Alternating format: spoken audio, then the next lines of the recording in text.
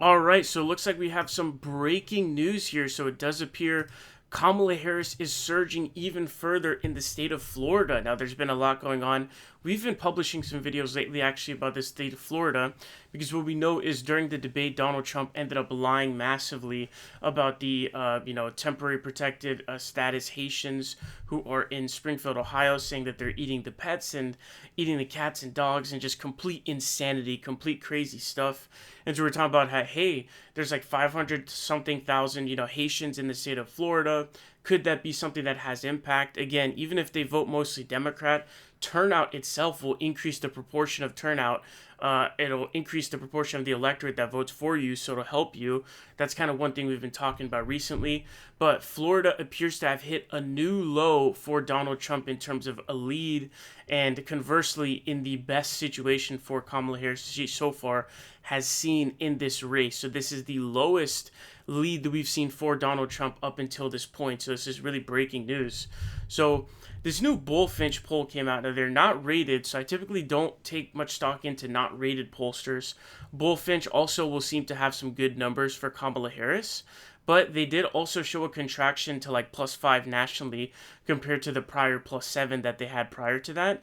So they do seem to still be kind of open to some of the ebbs and flows that are happening. But we have a new set of Southern polls that they dropped. So they dropped a new set of Southern polls. You can see here, it says new general election poll, Florida, Trump +1, North Carolina, Harris +2, Georgia, Harris +2, Florida Senate, another possibility as well. Keep in mind, you also want to go for the Senate. It is possible that the Democrats win a trifecta. At least last time I checked, the Democrats were doing really well in the generic ballot polling numbers. So it's possible for you to win the House, the Senate, and the presidency. Now, one of the possible ways to do it would be for Rick Scott to lose to Marcus Powell. Unlikely, I think, but it's still possible. He seems to be polling kind of weak, similar to how Ted Cruz is over in Texas. But what we can see is here, these are obviously good readings for Kamala Harris in North Carolina and Georgia. However, this Florida reading is Trump +1. So we can take a look over here. As of right now, the aggregate lead for Trump on September 24th is 4.4. However, this is not taking into account this new poll that we're covering. So you'll have to check on your own. You can go to 538's website and check it, because at the time that I'm recording this, they haven't updated it. However, it'll probably be down into the threes or so once it gets taken into account. But we can see here the 600 registered voter poll taking place between September 20th and 23rd. So it's very recent. It's not like an old poll. Today's the 24th as I'm recording this, so it's just the 3 days prior. From the Bullfinch Group, they're sponsored by the Independent Center. And you can see here Harris is at 47%, which is on like kind of the higher end of the numbers she's actually been receiving in the state. But notably, Trump is much lower at 48% from a lot of the 51s and 52s and stuff that he's been receiving.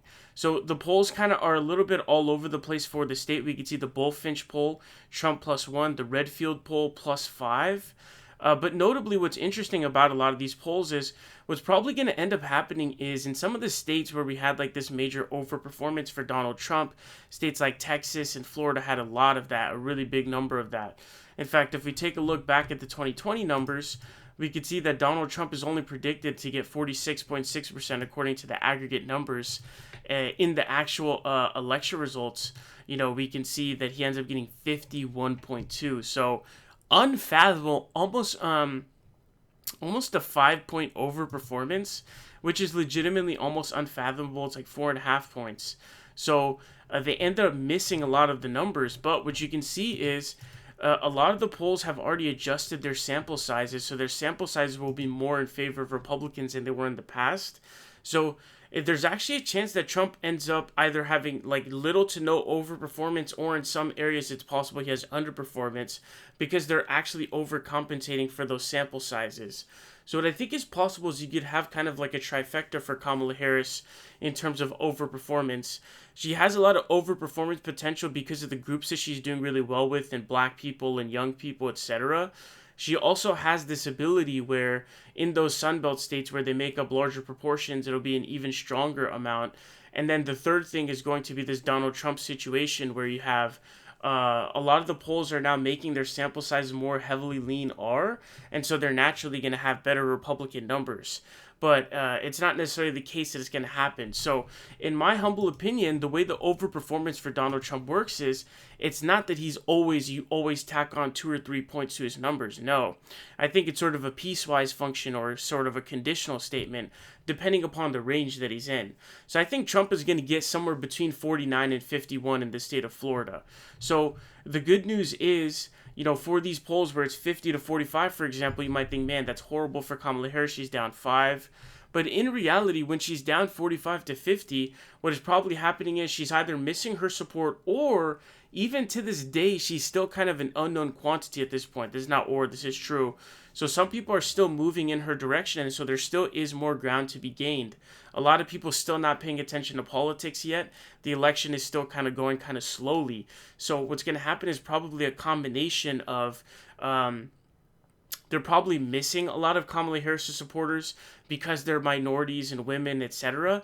Plus, there's probably also going to be those people who are still warming up to her and coming around to her candidacy. The morning consult poll also at 3 points as well, so close, 47 to 50. So, Trump got 49% back in 2016. Clinton got 47.8. So it went from 1.2% to about 3.3%. So a pretty large increase. Now, what ended up happening that really, really made things really bad for Biden actually was he performed really randomly poorly in Miami-Dade. So in Miami-Dade County, 53.4 to 46.1, a Democratic stronghold. Hillary Clinton nearly 2-to-1ing the district. What ended up happening is interesting, though. So Biden and Clinton almost got the exact same number of votes, off by just a couple thousand. Trump surged by like 200,000 votes. So what I think is happening is there were a bunch of Hispanic voters, probably Cubanos, who stayed out of the election in 2016 but decided to come out to vote for Donald Trump. So if you want to win Florida, I don't think she's going to end up flipping Florida, but I think it can get close, maybe between somewhere closer than Biden. So maybe instead of going away from you, maybe you get it closer. So maybe it gets within 2 or 1.5, right? Maybe 1. You can turn out Haitian voters. Could be a little bit of a help. It's not going to make the biggest of a difference necessarily, but it can if they're sort of excited enough. And then also what you want to do is, how can you convince those people to stay home? You don't even need them to vote for you. You just need them to stay home. So why did those people come out and vote for Trump in 2020 when they did it in 2016? Did they feel like, the economy Trump had during his first 3 years outweighed his outright racism and insanity? I'm not exactly sure. But you can see Redfield and Wilton has a +6 for Trump. But you can see Trump is consistently polling, regardless of margin. He's polling around that 50% marker. So he is stronger than in states like Georgia or North Carolina, for example, where he can barely crack those in almost any polls. But what that tells you is, in reality, what's probably happening is Kamala Harris is in a scenario where she's going to kick up a bunch of her support, and the polls just probably are more accurate this time around. I think that during the pandemic, it was so embarrassing that a lot of the people were probably not answering the phones who were Trump supporters. They weren't lying, but when someone's calling you and you know what they want to talk to you about, but you don't want to talk about that, so you don't answer. I think a lot of Trump supporters did that because we saw the massive drop, which is 46. So, there's no way that Trump is going to get 54, 53% or something like that. There's no way, unless something really crazy happens. But you can see here we've had 3s and 2s and stuff like that, but this is the first time that we've actually had a +1 margin.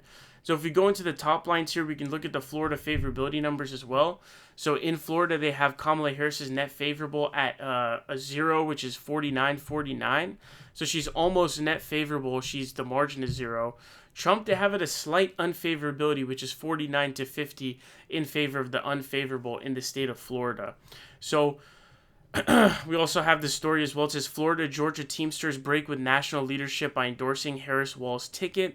So the Teamsters union did some weird stuff where they decided to sit out like complete morons. But nonetheless, a bunch of the states, basically all the swing states at this point, the Teamsters, unions there have all endorsed Kamala Harris. I think she also swept the Rust Belt Teamsters endorsement as well. So it doesn't really look like that ended up being that big of a deal. But, that's something that could help. This is also the story I was referencing earlier. It says, big mistake, South Florida Haitians slam Trump's false claim about immigrants eating pets. there are over 500,000 Haitians in the state, presumably probably between 250 and 300 plus thousand actual voting age people.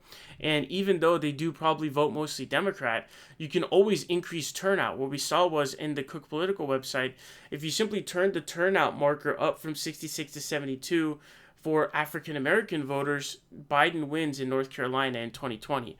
So that's always ground you can do. But it'll be interesting to see how 538 puts its aggregate number here, because right now it's at 4.4. But it's certainly going to drop once this is taken into account. But huge news. So the first one, they're probably underestimating Trump's support here by 2 or 3. But I think Harris is also being underestimated by anywhere from like 1 to 2%, I would say. It probably ends up somewhere around like a 49-51 kind of situation in the head-to-head. I think Trump is probably still going to win Florida. I'm actually personally more bullish on Texas because Texas seems to be moving in the Democratic direction, whereas Florida's moving away. Biden might have been a bit of an anomaly, but Kamala Harris is sort of kind of polling around the same numbers as Biden was in 2020 with Hispanic voters. I did see a news article saying that she's about to give a speech to some Hispanic voters. So we'll have to see if that kind of leads to anything or she's able to kind of market herself to that group of people or anything like that. We'll have to see. But it'll be really, really interesting to see how this turns out. But Texas, I think, also has like a lot of demographic numbers in terms of like a lot of population change. So a lot of the blue people from California, etc., moving in. So it'll be really, really interesting to see what ends up happening. But let me know, do you think Florida is actually possibly winnable? I don't think it's going to end up being winnable for Kamala Harris unless God himself literally comes down and like blesses the state somehow. But I do think it's possible to get closer than Biden. Can you make some progress, right, for the future? A state like Georgia and those kinds of areas, you don't think goes blue and it kind of ends up turning blue. So I would say you do want to get closer than Biden did back in 2020. Can you get it within 2? Can you get it within 1.5-ish, somewhere around there? That's kind of the goal. But let me know what you guys think down below. Pretty interesting story. Kamala Harris reaching a new high and Trump reaching a new low in a Florida poll.